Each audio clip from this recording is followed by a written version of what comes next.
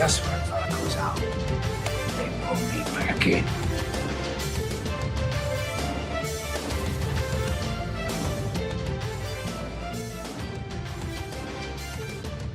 I want the truth! You can't handle the truth!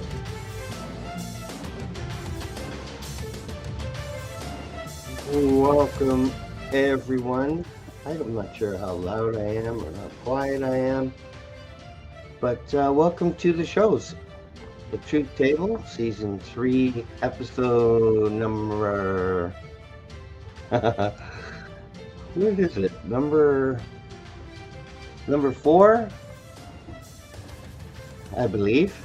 Today I have a returning guest who has been on the Truth Table before and may be on again. My guest, Tyler Robillard, is a security professional, Christian counselor, and like myself, a religious researcher, philosopher, theologian. And so we do have those things in common. He's a community advocate from Niagara Region, Ontario. He worked 16 years in private security and public safety. And today's topic is a touchy subject because masculinity has been under attack from a very young age. Boys are, deterred from being normal, from, roughhousing with each other and playing. And also, I think an important thing is boys and girls alike experiment, with people they trust, each other, good friends. But that doesn't make one, transsexual or homosexual. It's just experimental, feels good, it's very normal, and it's not an orientation. It's just exploratory, and it needs to be left alone. No major surgery should be done or parts removed based on this exploratory stage of our life. And I think that is what's under attack. Boys are promoted into utilizing what they're going through at that time to go all the way in, and have things taken off their body, healthy parts. And if a parent tries to comfort and console and reassure that, this will pass, and, even if it doesn't matter. Parent will support their child no matter what they choose. But really, these sorts of major choices shouldn't happen until, 18 years old, let's say, before you start making surgical decisions. Because a lot of times, as we've seen over the years, people change their mind and it's too late. They've been mutilated. And today's topic is, masculinity in the modern world, and what it looks like today, and what it should be, from a spiritual perspective.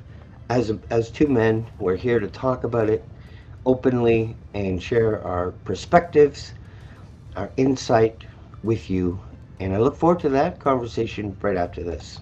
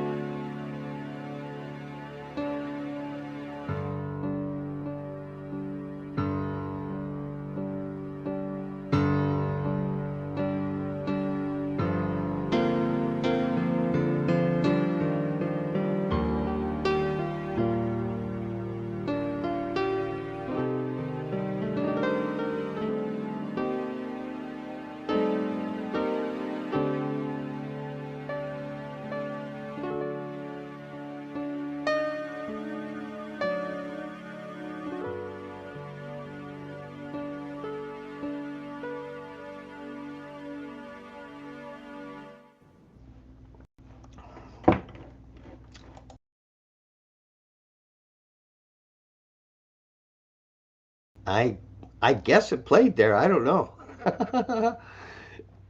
It just went totally blacked out for me, so I don't know if that even happened, but I hope it did. Didn't happen for me, but I hope it happened for you. All right. Well, we're here to, you know, give kudos and props to masculinity, and we don't accept it being called toxic because it's not. It's not toxic. We adore and love, divine feminine, and we respect our role as masculine men, divine men. So welcome my guest, Tyler, once again, second time, and a pleasure to have you, brother. Great to be back. Yes. So we want to lead with integrity, strength with integrity, and you're an advocate for that. Absolutely. Um, Yeah. So so, we don't have any control of our schools, so we don't have any say in that when they're in the prison, because it's like a prison. Even the cafeteria is like a prison. So it's yeah. really, it's So, nothing we can control. Go ahead. so the way that I'm going to come about this is from a philosophical angle, right? So instead of just saying or asking what is masculinity, who has the authority to define it, right? And there's three possible answers. Number one is the individual. So if the individual defines it as whatever you want, then that means courage and cowardice are equally masculine. Faithfulness and promiscuity become equally masculine. Responsibility and laziness become equally masculine. The word loses all meaning. Right? The second option is society defines masculinity. So if that's the case, then the problem is that societies constantly disagree. Ancient Rome, medieval Europe, even modern Japan and Canada. Hmm. Each culture has a different expectation. If society is the standard, then masculinity changes whenever the culture changes. Right? So then the third option would be God defines masculinity. The biblical position is that masculinity is not invented, it is discovered. Just as a manufacturer defines the purpose of a tool, the creator defines the purpose of a man. The one who created humanity possesses the authority to explain it. This is why Christians ultimately appeal to God. Hmm. Yep. And there are a lot of verses on this. I do have that up as well. That just give us guidelines that I have no problem with, no issue whatsoever. Yeah. I mean, I have very little issue with any of the Bible. Um, a good man leaves an inheritance to his children, but the sinner's wealth is laid upon up for the righteous. That's Proverbs 13:22. Steps of a man are established by the Lord when he delights in his way. So these are all, I don't know if you guys can see this. Let me just check. Oh yeah, okay. So you see there's many verses on, how a man can find out his role and his purpose, and, because leadership with purpose is important, and that's a part of masculinity is leadership, and leadership isn't dictation. You know, as the head of the household doesn't mean you can be cruel and vicious, and Exactly. it's Exactly. leading by example and with purpose, and when you do that properly, people want to follow you. Your Exactly. children want to emanate you. Exactly. If you look at Ephesians 5, right, it explains that a man has to be responsible, you have to be sacrificial, you have to be a protector, and you have to be a leader of the home. You have to have self control, you have to have courage, and you have to be faithful. Right? Hmm. Yeah, there's a lot of verses. Look at them all. These are all verses. That's why it's called Basic Instructions Before Leaving Earth. Yep. And this is Right? what we're doing. This is what we're Yeah. doing right here. Iron sharpens iron, Yep. and one man sharpens another. Yeah, I definitely love that Bible. Yeah. I love all my holy books because they all have something to give, something to offer and guidance, I guess you could say. Faith and responsibility. Absolutely. And that's kind of what we're doing today. And mental fortitude. Now you have a lot of posts that are just amazing. I love your posts. Yep. It's they're really great. And I'm gonna show one right now. An example. So everyone can see, and you can find him on Facebook. Let's see if I can get that right there. Men's Mental Health Month. So you're definitely a good person to follow because you really talk about things that matter and show that you do care about your fellow man, and the importance of everybody's role in humanity, and to embrace it. It's not a curse. It's not a curse to be a woman. It's not a curse to be a man. It's an honor. It's an honor to have a role, and to find that role and to live that role is honorable. You know. Absolutely. Without men and what it means to be masculine, right? Without having that urge to stand up and protect and to lead and everything like that, society ultimately falls apart. Right? You need both men and women in society. Right? The issue Mhm. is the roles that we both play. Right? And that's Yeah. where everything gets conflated in modernity. Right? So we have to use logical inference Hmm. to try and, well, not try, but to prove, certain things are the way that they're supposed to be because they can't be the other way around, right? Hmm. This is not hateful, right? This is reality. This is truth, right? Like, so for instance, we use logic every day, right? Doesn't matter who you are, right? Black, white, Hmm. anyone in between, Christian, Muslim, whatever. We use logic every day. Yep.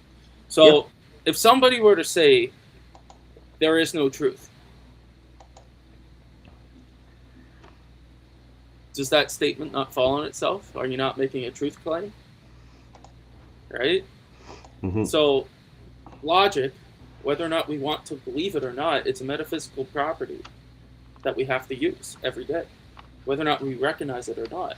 And logic itself has three main laws: the law of non-contradiction, the law of exclude middle, and the law of identity. Right? That each linguistically as well, right? Our speech and everything like that, it has to have a meaning. It has to have a definition, right? These are Hmm. logical, so that for when you say bottle, we actually know it's bottle, right?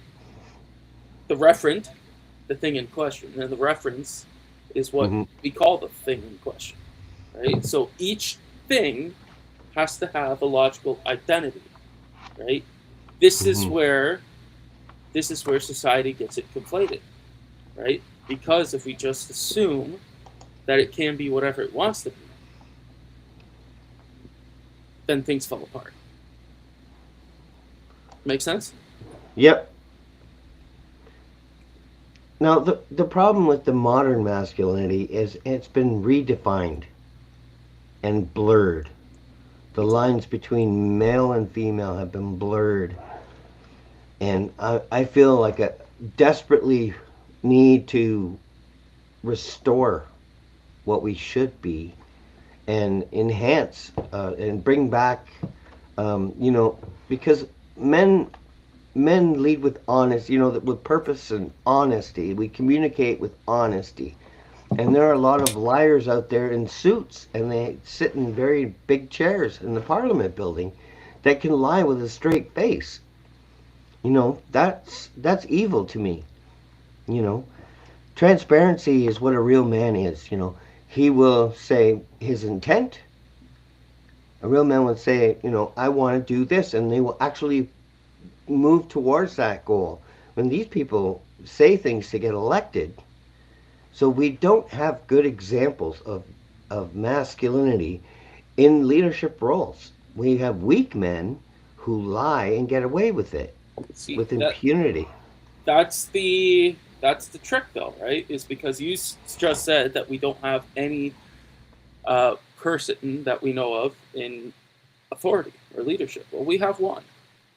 We have one actual representation of real masculine leadership. And because we, in our rebellious nature, did not like him, 2,000 years ago, we crucified him. Right? So we government and everything like that, it's going to happen. We ourselves, we put ourselves in a hierarchical network and framework. We can't get rid of that. It's going to happen no matter what. Case in point, Australia. Prison colony that then created its own sets of laws and government and everything like that, right? So government will always exist. You can't get rid of it. In some way or another, government will always exist, right? But when it comes to lying and everything like that, like you said, in certain representatives and everything like that, well, again, we have to ask ourselves, why is that bad? If a lie leads to a good outcome, why is it bad? Right? Now, who gets to determine what's good? Right? And this is my whole standing is what defines good and what defines bad, right? What defines moral, what defines immoral, and hate, right? Somebody please define to me what is hate, because everywhere that I look, I can't seem to find it, right? Look at Bill C9, right? Emotional detestation. That's what they describe hate as. More than emotional detestation. Well, how do we prove that? How do you prove that in a court of law? It was more emotional detestation than not. I don't seem to understand it, and it seems like every sitting politician that I've come across, they can't explain it to me. So, again, I think that when we have rules and laws, and we base society off of feelings, that's when you're going to have society start to fall apart. Yeah, well, Right? masculinity is discouraged, you know. So boys are, you know, not encouraged to be boys, you know. They are encouraged to be effeminate and weak. They don't want military men coming out of high school, you know. See, which is funny, because at the end of the day, when that creep starts knocking on your door, starts looking at your children and everything like that, you're going to need a masculine man to step in. Right? See, the logic falls on itself. Right? Is that without men in society, real logical men that will say, hey, there's a set of standards and structures that you need to follow, right, for your protection. Now, this is not to be control, right? We're not talking about controlling. We're talking about being a protector, right? Being the lion of the household that protects his pride, right?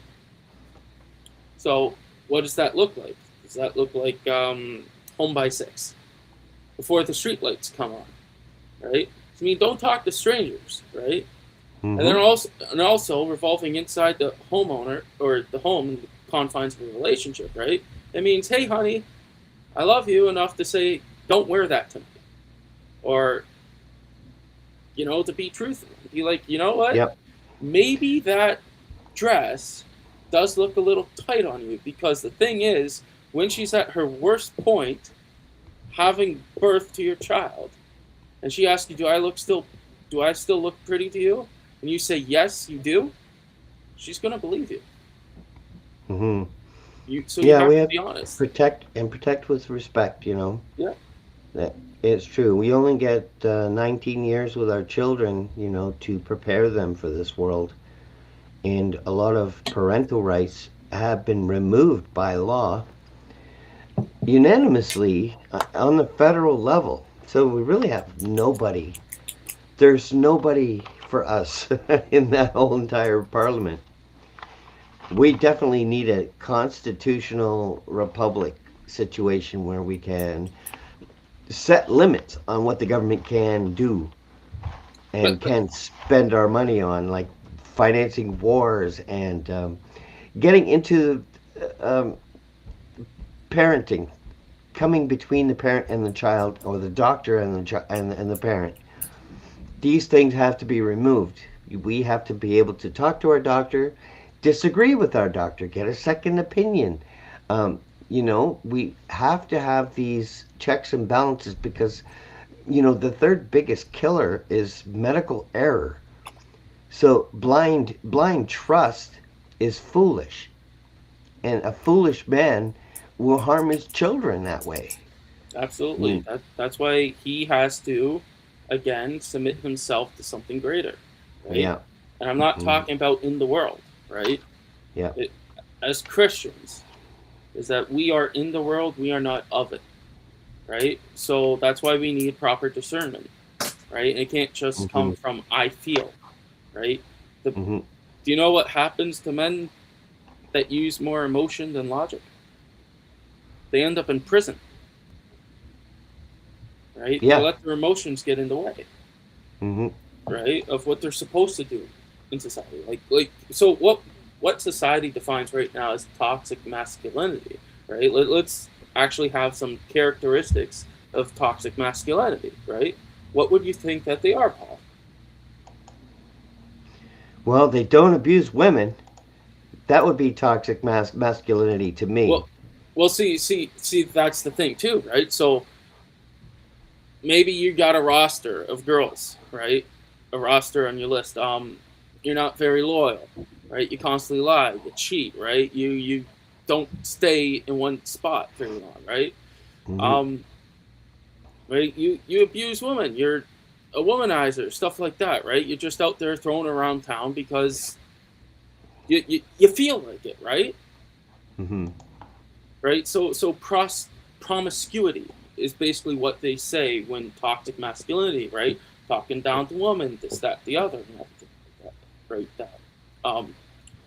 I would say that is actually not toxic masculinity, but it's more of progressive degeneracy, right? Because there is no morals, there is no standards, there is no values, everything like that. It's just whatever you feel like to do in the moment that you want to do it, right?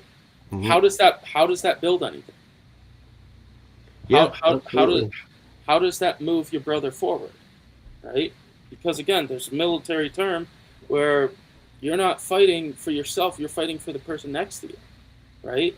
How do you do that if you have this individualistic mindset of how many people can I bet? Because I feel like it and everything like that. How is that duty bound, right? So my biggest contention with people saying toxic masculinity, it's because it's actually progressive degeneracy. Yeah, that's the real toxic masculinity. Right? So yeah. Exactly. When I say there's not enough masculinity in society, it's because we don't have a set of values, a set of standards, a set of virtues that we should ascribe men to be, right? Be good fathers. Stay there for your kids, right? Learn how to communicate with your woman. Prop her up. Get a job and provide for them, right? And show stay her fit. what you love about her. Tell her what you love about her. Exactly. Don't be shy. Give her the business end of the bayonet, right? Yeah. Like, but it's like showing up and staying there, right? And providing, building something. Like, for instance, if we were to say right now in modernity that a political party came into play and their entire platform was looking at the young man and saying, hey, we're going to make sure that you can have a family, that you get to work for this family, that you get to provide for this family, you get to protect it, you get to lead it. With everything that I'm researched over the past couple of years, that political party is going to go very far because men desperately, even the degenerates, right, the ones that's philanderers and everything like that, they all pay respects to the man who has a family. It's like, you know what? This is my family. We built this. I'm going to protect it. I'm going to provide it. I'm going to lead it, right? That's what we should expect men in society to do, right? Be sacrificial. Yeah, I may want to go out and bed a whole bunch of baddies, this, that, the other, right? But what does that do for me in the long run, right? You get more sexual degeneracy. You'll have a lot more sexual degeneracy, a lot more pair bonding issues and everything like that, right? So it's like when you're at the end, when you want to find that good person in your life, right? Well, now you're constantly comparing them to something else, right? Something that you have, right? You'll never actually take the full step and dive in because you don't actually know what you want because you've never had what you want because you never took that time to actually assess what you want, right? And I've seen this all the time, right? Abuse victims and everything like that, right? They become so desensitized to everything in life that it's like, well, all I have is my body because my ex told me that all I am is a body. So here, let me go fling it around town, see if I can feel something again, right? Right. So the issue is that without strong masculine principles ascribed to modern men, you're going to see more and more of a decline in society, right? And again, we do need good people to step up, take on the culture war. You know, not being afraid to say the silent parts out loud, right? Is that you need men in life and you need women in life, right? And listen, I am all for. I got friends that are part of the LGBTQ community and everything like that. Love them to death, right? But they will say that you need a mom and a dad. Yeah. In a family, right?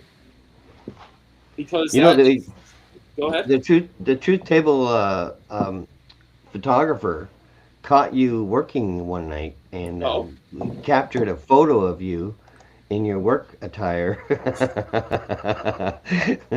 Listen. So I actually have a very well thought out argument for why Batman is actually the best superhero. Let me find it real quick. He sure is.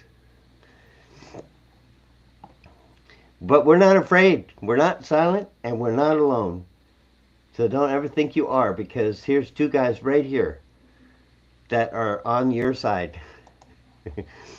But yeah, that was I don't know how he managed to capture that picture of you in your full divine masculine outfit. So here is my argument for why Batman is the best superhero ever, right? And this actually touches on what we're talking about too. So Batman isn't great because he's good. He's great because he chooses to be good when it would be far easier and far more effective to be something else. He has no powers, no divine calling, no mutation, just discipline, trauma, and a sharp mind enough to outthink gods. That's what makes him the best hero. He represents the absolute peak of human potential. What a man can become when he refuses to be ruled by fear, emotion, or chaos. While others rely on gifts, Bruce Wayne built himself into a weapon. Every skill is earned, every victory is calculated. He stands in rooms with aliens and demigods and still commands respect. But here's the flip side, the part that turns him into the worst possible villain. If that same man decided the mission wasn't justice, but control, it's over. Because Batman already operates on the edge of authoritarianism. He surveils entire cities, he plans for the failure of his own allies, he studies weaknesses, catalogs fears, and builds contingencies to neutralize anyone, heroes included. The only thing holding that line in place is a rule he made for himself. No killing. Not because he can't, but because he knows if he starts, he won't stop. That's the paradox. Batman isn't dangerous in spite of being human. He's dangerous because he is. No limits, no ceiling, no external force keeping him in check, just willpower. Which means the difference between Gotham's protector and the greatest threat is a single decision. Mm-hmm. Right? Yeah. Which goes again to what does it mean to be a man, right? Yep. Again, I'm going to look at it through the lens of Christian ethics, right? Be a provider, be a protector, be a leader, right? Thou shalt not kill, Thou shalt not kill. like Superman. Right? I mean, Batman. Batman, right? Yeah. He doesn't violate that. He doesn't violate that, but he could, right? He could, yeah. So again, I believe it's also a conscious effort every day, right? That's why I say first 10 minutes of your day, 20 minutes of your day when you wake up, spend some time with the Father, right? Spend some time, read His Word, go get ready, go work out or whatever like that, because you got to prepare it. They say the body is a temple and everything like that, so go take care of it and everything like that, because if you take care of your body, then you'll also be able to take care of your family, right? So you have to spend some time with the Father. You got to go make sure that your temple is clean and holy and everything like that. You got to go provide for your family. Even if you don't have one, go provide for them, right? Because at the end of the day, you are in a community, right? And that community, whether or not you want to believe it, they rely on you. I rely on you, right? Mm-hmm. And then learn what it means to be a protector, right? It doesn't mean that you have to control every single aspect of everybody's life, whatever like that. But it means that when you see something going down, don't be silent on it. Stand up for it. Speak truth.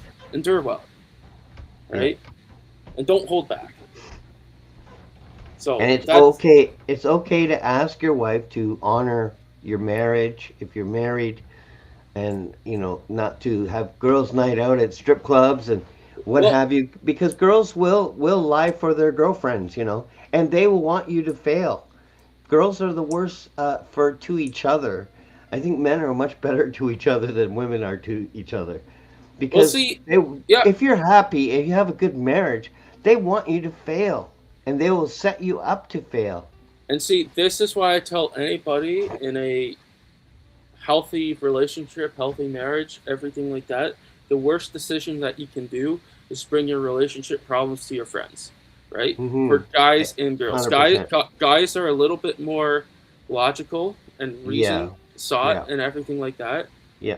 But girls bringing it to their girlfriends, they do not want to see you succeed. I'm sorry, but they do not. It's true, and it's so sad because it shouldn't be that way. They're known as the nurturer, but they're supposed to be the nurturer and the supporter, and supposed to guard the man's heart and soul, right? Yep. But and reject men that come on to you. Say, I'm sorry, I'm married. Because you're honoring the marriage, but you're also honoring your vow and before the Creator, and you couldn't be more righteous by doing that. There's so much righteousness and beauty in that. And a father can just come home and hug their kids, and even though he doesn't realize it, he's actually healing them. It's a healing thing that a father can do, and most fathers aren't even aware of it. They don't even realize that they have that power in that nurturing and strong masculine healing of a father isn't really talked about or even known by most fathers. They don't even know that they have that ability. Exactly. It's the presence alone that can heal a child's view of them, and then the presence alone that can heal a woman's view of herself and everything like that, right? Like if a man is really out there doing all these things that he's supposed to be doing, working hard, providing for the family, protecting it and everything like that, if it's enough that at the end of the day, your hands look like dirt because her hands can look nice and everything like that. Yep. And we're seeing this today. Yeah, like people in their 20s and 30s and everything like that. They want to fling around town and everything like that. But then we are also finding that people at mid 30s and everything like that, like they really, really, really, really want to be married. Like they really do, right? But the thing is, good men, the ones that protect, the ones that lead, not only in their family, but in the community and everything like that. So you get that status and everything like that. These men are already married, right? They married young. They knew what they wanted in life, right? So it's like you gotta provide, you gotta protect, you gotta lead, and you gotta turn your family back to God. Yep. Right? Because he is the standard. Now here's another verse I love. Psalm 139, 23, 24. Search me, O God, and know my heart. Try me and know my thoughts, and see if there be any grievous way in me, and lead me in the way everlasting. I love that verse. Exactly. It's literally that. Hey, Father, look into me and tell me where I'm going wrong. Tell me where I'm going right, and bring those opportunities in life to help me and discern what's right and what's wrong. Not by my standard, certainly not by your standard, but by His standard, right? And then you hear a voice, "My son, you have spinach in your teeth." Thank you, Father. Thank you. Now, I know that's wrong because I'm on the carnivore. So unless my food ate before and wasn't digested properly, I know it's not from me. But a good man obtains favor from the Lord, but Exactly. a man of evil devices he condemns. Proverbs 12:2. Oh, and the best thing too that I've read, the best way for you to block off any favor from the Lord, start abusing and disrespecting your wife or your spouse, right? He's gonna be like, well, he who finds a wife finds a good thing, right? And all good things come from where? From God, right? So if you're gonna disrespect something that He put in front of you, you think He's gonna ever have that grace with you again, right? Yeah, you can repent and everything, and I think that everybody should repent, right, from top down, right? But we give an example of how masculinity has been under attack, but there's another side of this coin. Also, the divine feminine has been under attack. Social engineering has been happening to us for a very long time, but a good man and a good woman understand these things. They understand the importance of supporting your partner, and honoring them. So that is that is an ongoing, nonstop design for us. Absolutely. Yeah. Absolutely, right? So, like, again, there's two parts to everything, right? What was the first sin that ever happened, right? Apple. It was the apple, right? The apple of knowledge and everything. Apple iPhone. Apple iPhone, right? But it's still going on. but was it really the fact that Eve ate from the garden, or was it the fact that Adam wasn't present enough to say, "Hey, don't do this"? Right? Yeah, God gave Adam the duty to protect Eve. He failed in that. Right? I don't know if she wandered off from Adam, and the serpent Gadriel convinced her when Adam wasn't there. So I'm not really sure of the presence, but I'm sure he would have respected the Creator, But then she brought it to him and said, "Hey, this is delicious. Have a bite." He said, like, how do you know if there's knowledge that you don't know if you don't know it, right? So Hmm. the way the serpent worked was he questioned. He just asked questions and everything, right? So that's the Hmm. exact same. How do you know what you're missing if you don't know what you're missing, right? So go out there, right? You don't need to be a mom. You don't need to be a woman of faith or anything. You can go out there and just experience life. And the exact same thing when it comes to men and everything too, right? Like you don't need to be a man who goes to church, who wants a wife, who wants to provide for. You can go around and you can sleep with as many women as you want because you know what? It only takes you 9 seconds to push out a kid, where it's going to take her at least 9 months, right?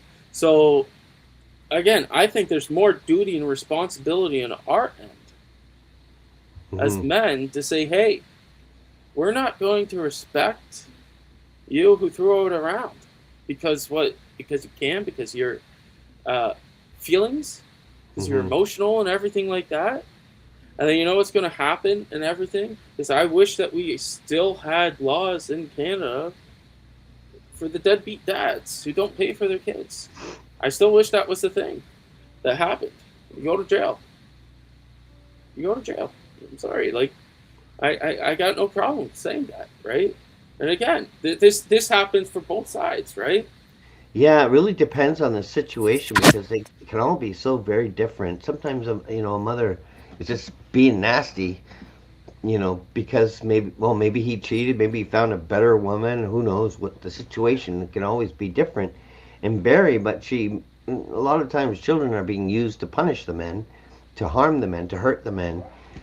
So it goes both ways. It Uh, really, Absolutely, it does, right? But see, again, this comes from our immoral society, right? We yeah. we have a modern contemporary society that doesn't understand covenant.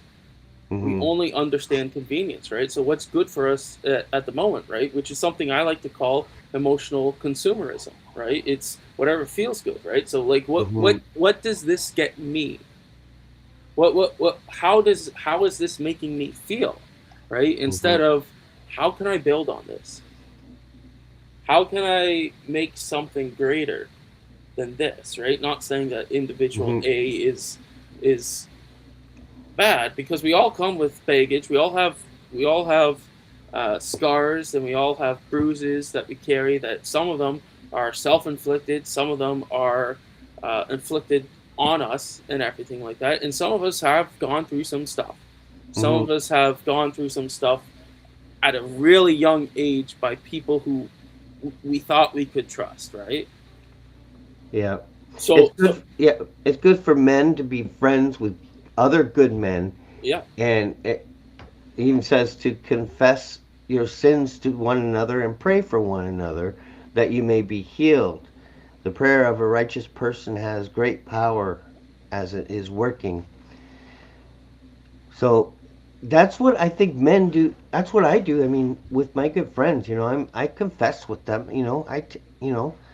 And if they're going through something hard, I pray. Pray for them in my own way. It doesn't have to be in a structured prayer. It can be instantly, wishing someone well or healing.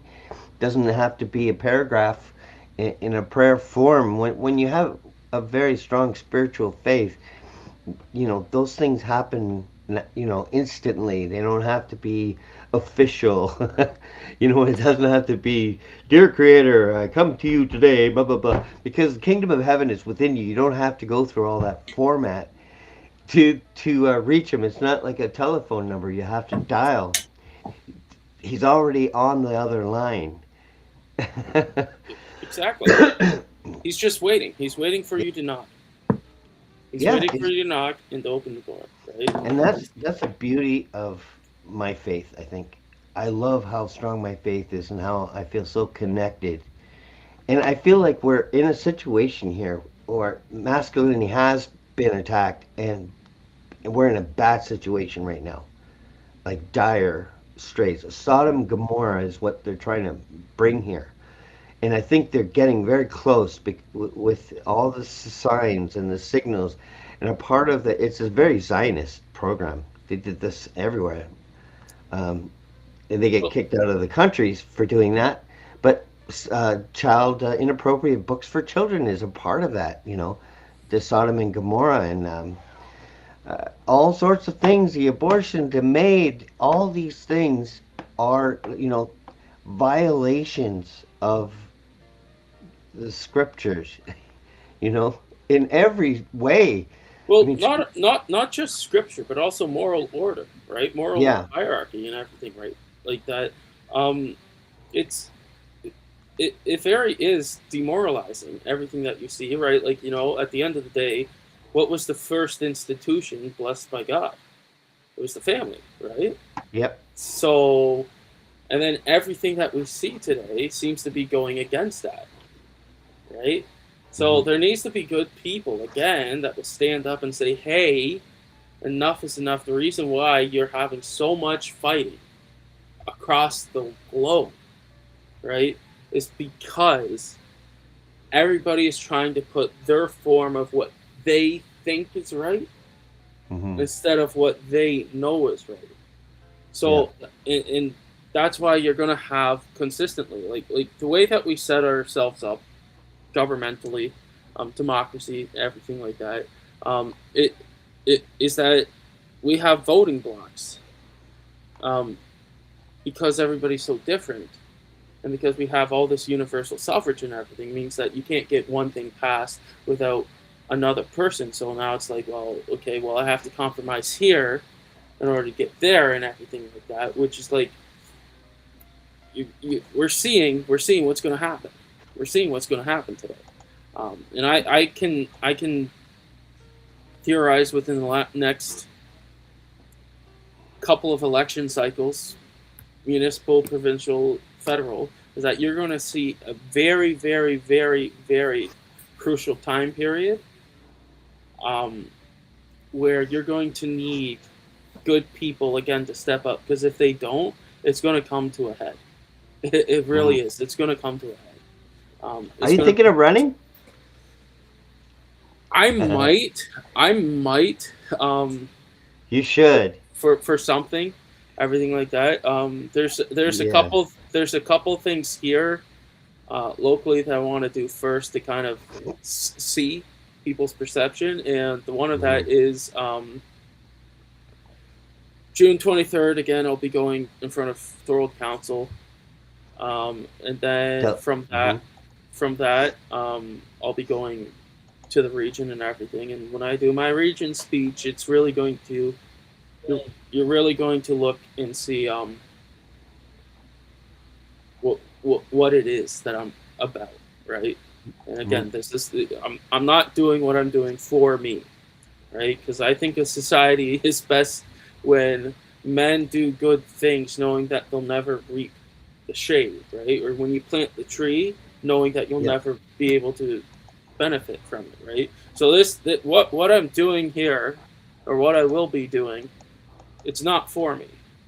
It's for every story that I heard about people being lost, people being unheard, people Hmm. having nowhere to go, mothers and fathers crying to me saying, "Hey, there needs to be a change. Something needs to happen." So, I've been put in a position where I'm blessed, where I can say, "Hey, um, you using my singledom right now, um, I'm gonna go and push for a change because I feel I feel that it's time that we need to get back. We need to start.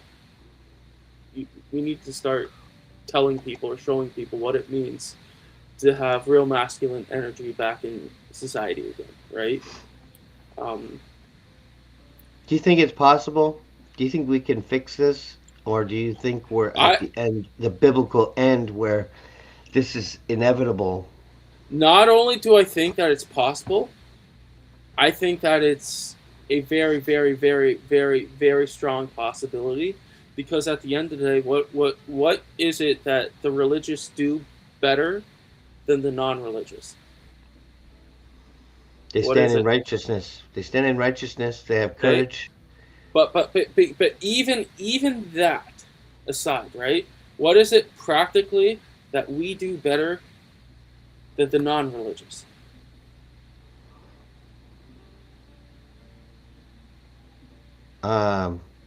Everything. We have kids. We Oh. breed, Yeah. right? We breed them, which is why you're going to see, if you have mom and dad, good Christian, God-loving people, go to church, everything, and they like the best thing that you can do, Paul, right now, the best thing that I can do is encourage people to have kids, right? And encourage your Christian friends, your God-fearing friends, and everything like that. Like, if you want to win this culture war, if we want to win this culture war, just have children. Yeah. You hear that, Jimmy? just have children, because we are outbreeding, right? The religious are outbreeding, whether that be Christians, whether that be Hindus, whether it be there is some sort of standard in play that commands us to procreate great life and everything like that, right? Yeah. Because if you come at it from a secular position, right, a pragmatic decision, well, look at everything that's happening here. Why would I want to bring a kid into this society? That's nice. Okay. Antinatalist position, go ahead. Go ahead. Yeah, and that's another thing. Women, I mean, they grow a baby in their body, and then that baby goes through their body, and then their body feeds that baby. I mean, when you look at it, our part in this is very minimal. Again, it's well, and the actual physical stuff, maybe it could be as much as 3 seconds, or it could be as long as 45 minutes, right? Like depends. But what is our duty in that relationship? Yeah. Right? Our duty is, if you're going to be the one to plant the seed and everything like that, water it. Yeah. Provide for her. Right. She can't work. She can't work, so you make sure that she's fed. You make sure that she is clothed, that she's clean. That you take her to all the doctor's appointments, everything like that, right? And then when she gets ornery, because it's going to happen, right? She's going to get ornery. You understand that she's getting ornery because she's going through some stuff right now, and she's the mother of your child that you chose to do this with, right? But I mean, if worse comes to worse, and you end up we get to the 2030, and neither one of us are in politics able to save anybody, then you'll be able to find us. We'll be selling the bat signal. We'll have a Tyler and a Paul bat signal, and we will respond as quickly as possible. well, hey, what did we say we were going to do come the October elections? If everything turns out right, I think that you and I will have a table right there in front of the courthouse saying, "Hey, come change my mind." Yeah, but we do care, and exactly. I have seen it from childhood to now, what they've done to Canadians, and it's not nice. Here's the thing: when we say we care, right?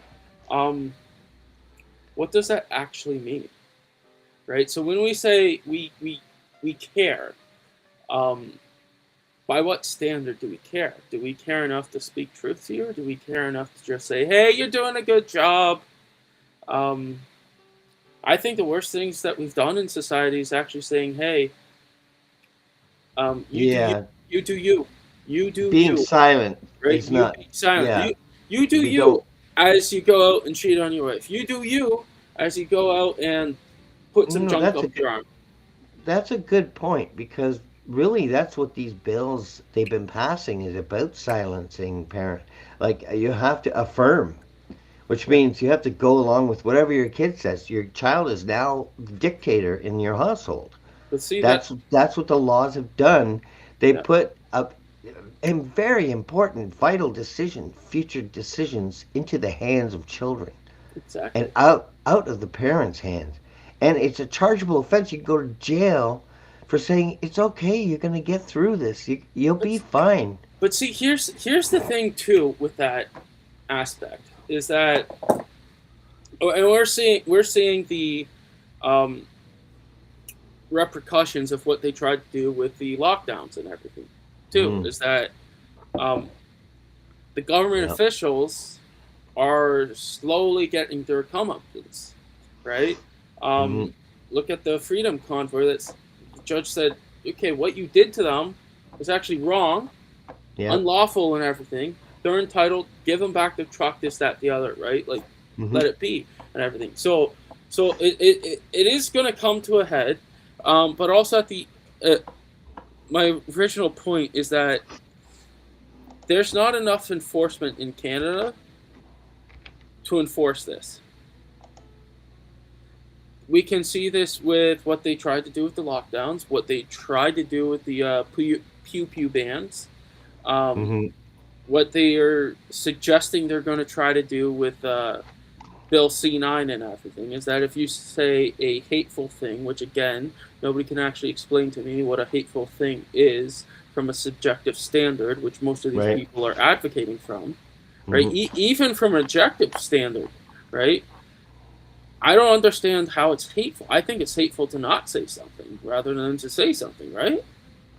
Like, so again, the standard of what we're trying of saying, hey, you can't speak truth, right? Well, from what standard are you advocating from, right? It's all subjectivity. It's because it doesn't make me feel good. Well, if it doesn't make you feel good, that's fine. It's not going to do anything to you, right? I can't tell of or think of any serious politician who is out there saying, hey, we actually need to send cops to people's doors and everything like that. But even if it were to happen, right, they don't have enough resources or enforcement personnel to even do it. Most of the cops that I speak to, frontline people, they're so demoralized and everything like that. They're starting in at 20 years old with a nice check, and as soon as they're a couple years in, they're like, well, I guess I'm here for life, right? Like they've demoralized the job and everything as well. They've demoralized what it means to actually be a protector. Yeah, that happens in nursing, with doctors, with Nursing, lawyers. EMS, Yeah. fire, everything like that. It's so because we see victimization and everything like that, right? Yep. And when we see it, and it's like, oh well, we can't do anything. Law says this, law says that. We can't do it. Well, you have to come with me, even though that I know you're the victim of this, but I can't prove that you're the victim of it. But because he's got scars, this, that, the other, I got to take you away, this, that, the other, right? But just imagine what it feels like to be the EMS driver that has to hold in a kid's eye because dad went ballistic, right?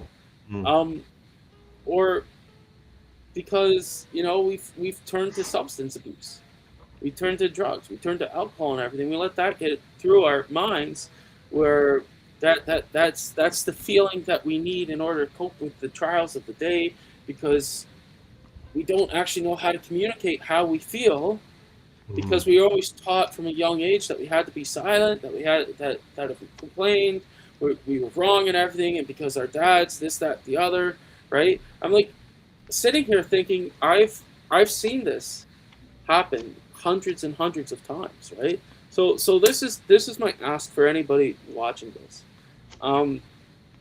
If you've been there, if you've been to a place of trauma, even if you're a cop who watches this, if you're going to be a firefighter or anybody out there in public service, private service, that is sitting with nihilism, sitting with, well, I just do it because I have to do it, or because what else is there? And it just becomes a list of checks and balances and check marks and this, that.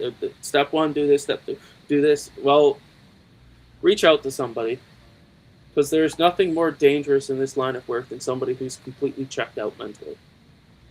Yeah. We desperately need good police officers, EMS, and firefighters, right? And if it takes me coming out to say, hey, speak up, fuck the stigma, your life matters. Even if you can't tell it right now, you do have value. And I am more than happy to start this crusade of showing people that what they think of themselves is a bias because they actually never even knew who they were in the first place. Yep.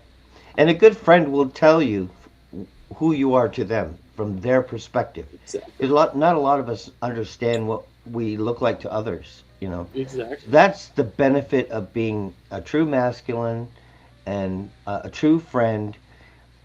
And that's what we need. We need to be there for our fellow man, for our brothers, and to encourage them and lead by example and never give up.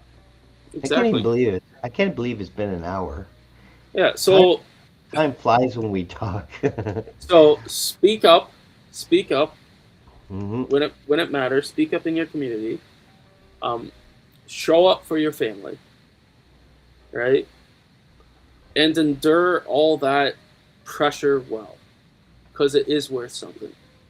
And it may be, and I've talked to many people about this. Like, if you come home from a rough week at work, right? You've just had a shit time at work. But you come home and you see your kids giggling and everything like that, your kids running at your feet, daddy's home, daddy's home, daddy's home, and then you look over and you just catch that glance of your wife looking back at you and she's got that smile. That smile, I guarantee you it's gonna make the entire week feel like nothing. Hmm. Well, on that note, I always appreciate your time, and I hope to have you back again.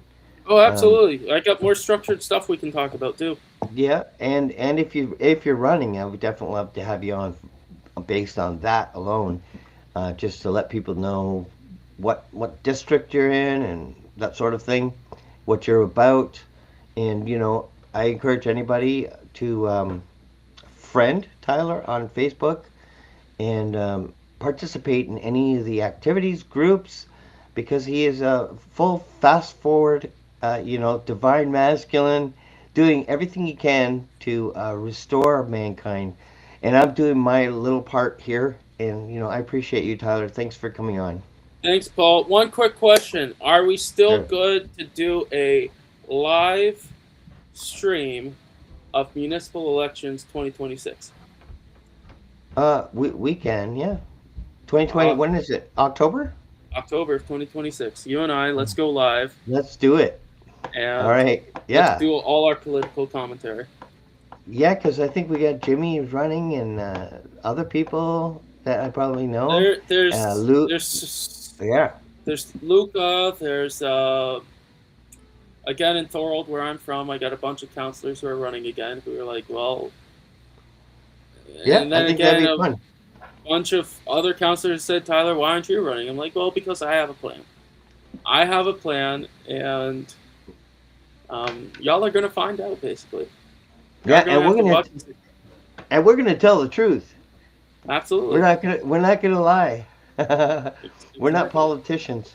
And Jimmy's not a politician either, and he's not gonna lie. And that's what we need in office Yeah, as teachers, as uh, school board members. All these people we need to have integrity and to speak honestly and exactly. with yeah. See, So on the and that's another thing too. If you want to talk about education at some point, we can. Um, yeah, I'm always happy to come out and speak on things. So it's yes, for sure. always a pleasure being here. Thank you, And brother. yeah, I appreciate you and your efforts, and I appreciate everyone at home. Thank you for coming, brother. And thank you for joining us again on his second visit. And there's going to be a third, and possibly a fourth, and a fifth. I don't know. I'm going till November, but let's see. I've raising frequencies on Wednesday with Joe and Sandra. I can't pronounce her name. I will have to take a 3-month course to learn how to say their last names. So I'll leave it at that. And then Friday I have Trevor Peace coming, and we're going to talk about Gnosticism. And Sam Graham is back on Sunday, and the leader of the People's Party of Canada, Maxime Bernier, Tuesday at 8 p.m. We'll hope to see you then. Have a great week, and I hope you have a great full moon. It's the blue moon, once in a blue moon. Happened yesterday, so I hope everyone had a wonderful blue moon. We'll see you next time on The Truth Tape. I'm Paul Everton. Good night.